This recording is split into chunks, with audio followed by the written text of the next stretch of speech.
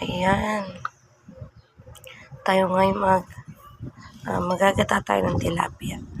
Hindi ko na naipakita yung pag-hihiwa-hiwa. Alam niyo naman na yun. Gusto ko lang ma-share kung anong iluluto ko. Kasi papaksiwin muna natin siya. Hindi pakukuluan sa suka. Asin, suka,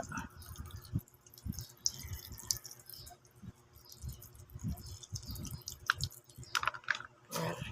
Tapos paminta.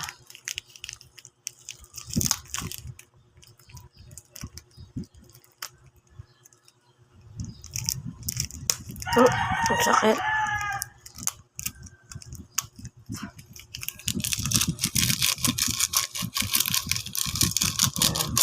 Isang pack na para madami. Madami ko, tagdudos to paminta na to, kaya marami yan. Isa lang natin. Dito natin siya sa rice cooker lulutuin.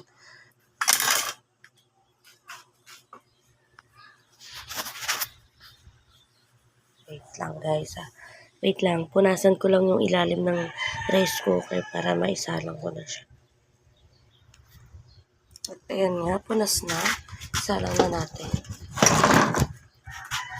Ayan, lagyan ko pala yan ng konting tubig. Konting tubig. Konti lang yan. Wala pa nga yung kalahating baso. Patayin na natin ito. Electric pa. Wala tayong sasaksakan ng rice cooker.